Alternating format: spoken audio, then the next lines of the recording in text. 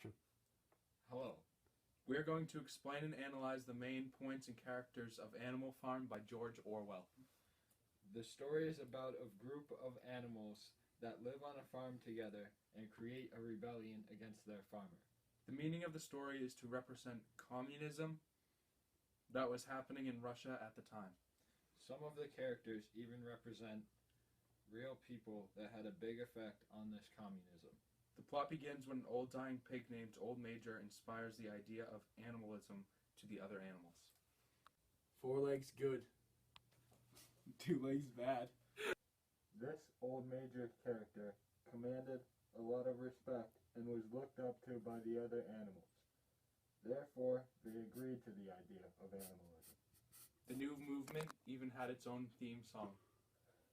Yeah, it goes like this.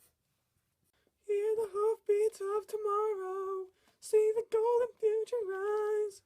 How does the life of an animal pass in endless drudgery? What's the first lesson an animal learns? To endure slavery. How does the life of an animal end? In cruel butchery. Beasts of England, beasts of Ireland, beasts of land and sea and skies. Hear the hoofbeats of tomorrow, see the golden future rise. Now the day of peace is coming, tyrant man shall lose his throne, and the shining fields of England shall be trod by beasts alone. Pull the rings from out your noses, tear the saddle from your back. Bite and spur must rust forever, cruel whips no more shall crack. Beasts of England seize the prizes, wheat and barley, oats and hay. Clovers, beans, and mango wurzel shall be ours open that day. Good job, Chris.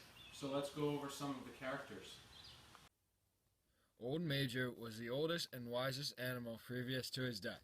He was also the pig who started the idea of animalism and inspired the younger animals to take action. He represents a non-fictional character, Karl Marx. Snowball was one of the 2 original leaders of the rebellion. He led a battle that drove out the original farmer, Mr. Jones. He was eventually driven out by the leader, Napoleon. Snowball represents Leon Trotsky because they both wanted to improve life for everybody, and they both played a big part in the rebellion. Napoleon was the other original leader of the rebellion. He was a bad guy and ended up killing multiple residents of the farm for not following his rules. He got rid of Snowball to eliminate any competition for power. He was very persuasive and was able to get the animals to follow his unfair rules. He represents Joseph Stalin because both of them obtained their power by outmaneuvering their rivals, and both abused this power. This is Mr. Jones. Mr. Jones was the original human owner of the farm. He was known to be very cruel to his animals, which led to animal rebellion and takeover of the farm. Mr. Jones represents Tsar Nicholas II because both of them were cruel and were overthrown by a rebellion. This is Mr. Pilkington and Mr. Frederick. They were neighboring farmers who originally had a poor relationship with Mr. Jones, and they didn't love the idea of Animal Farm either. But after a while, they kind of accepted it. This is Boxer.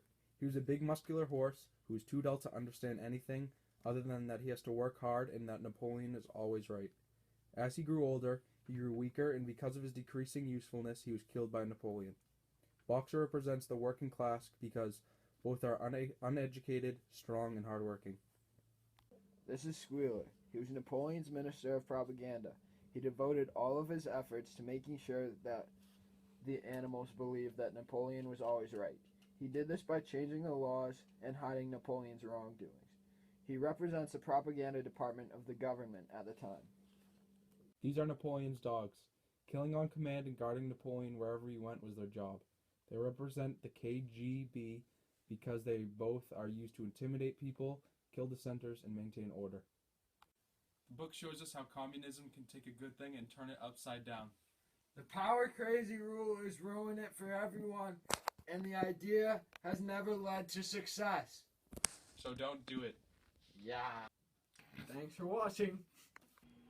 Hey, I'm Mr. Banks, also known as the Bike Man, and I approve of this message.